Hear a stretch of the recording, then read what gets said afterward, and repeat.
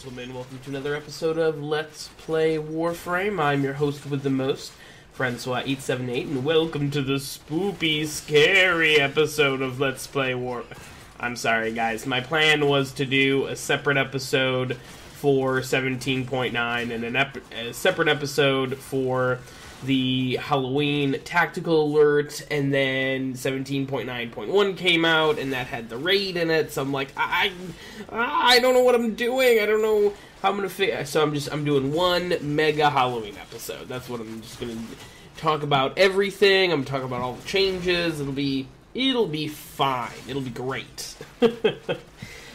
First and foremost, we're going to do it in chronological order, because that seems like the best way to do it.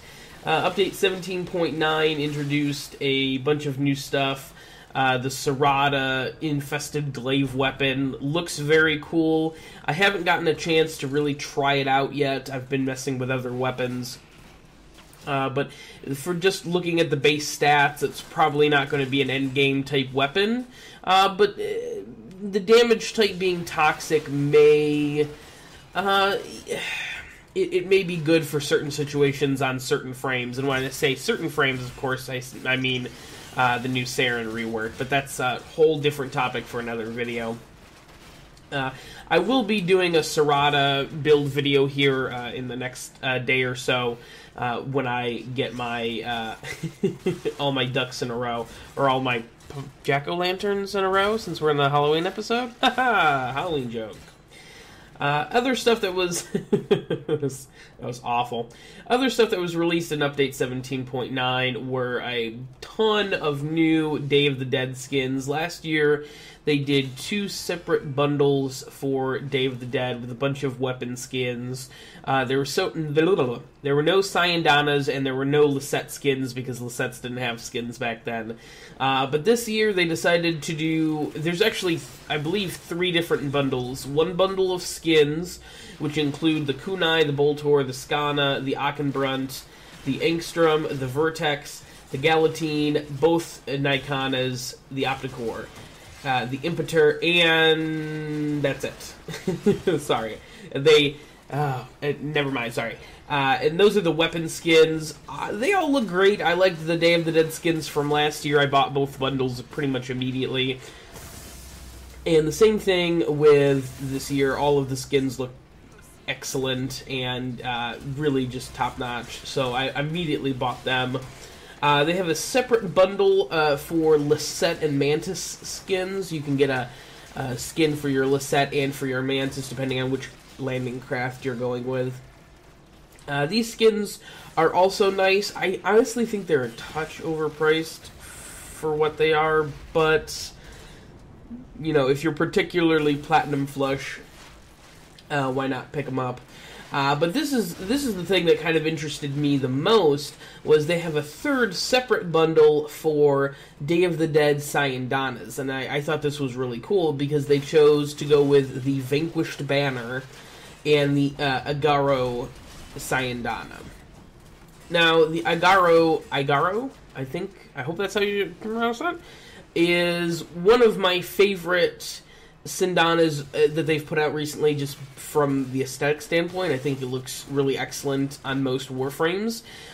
They do need to fix the clipping issue, because there are other Warframes that clip really, really badly with this Cyandana, and it's been out for over a month now.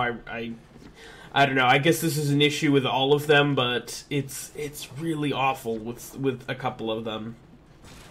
But the overall design and cosmetic of these two are really good. I also like the Vanquished Banner a lot. I wasn't as big a fan of the Vanquished Banner when it initially came out, because it's kind of got that Grineer. It's got the Grineer, not logo, but like script on it. I was like, this isn't really my thing, and But the Day of the Dead version looks a lot cooler and a lot cleaner and a lot simpler. And I'm like, all right, this is something. I can get down with this. This looks much better, and it's much more neutral and much less.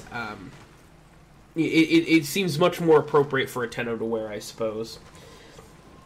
Some other stuff in update 17.9 were some new a new Conclave mod for the Burstron, and also a number of Conclave mods moving to PvE, which I don't entirely agree with. I believe that PvP mods should be PvP mods, and that's that.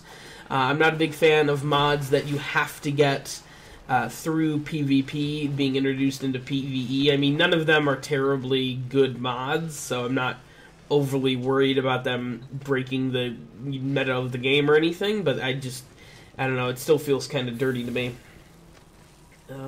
On top of that, there's also a number of fixes and changes, nothing too spectacular after that, though. Mostly just getting ready for the Halloween hype that is coming.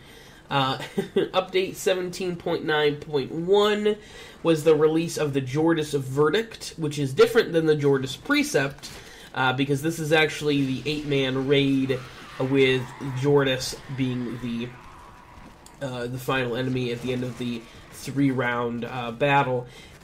We get all new arcanes for this battle, which I really liked. There's a new enemy called the Esophage, which is a part of an interconnected network of infested organs. Function remains unclear. I'm sorry, I read that verbatim from the website, so. But I haven't actually been able to try it out yet. I heard it was pretty buggy, and even on the, even right here on the site, it says that it's still in beta. So I'm gonna wait a week before I even try and mess with it and make a video for it, because it's gonna be buggy. There's gonna be problems. I have no doubt of that, but that's fine. You know, DE is always mostly very good about fixing bugs. Not much in... Frost and Frost Prime got the PBR treatment. I knew there was something else I wanted to talk about. The PBR is something that is slowly being rolled out, and for the most part, minus the Void, I've been a big fan of the PBR. It's a nice addition to the game, and I'm a big fan. So I'm glad that they're still kind of rolling these changes out, even in the smaller updates.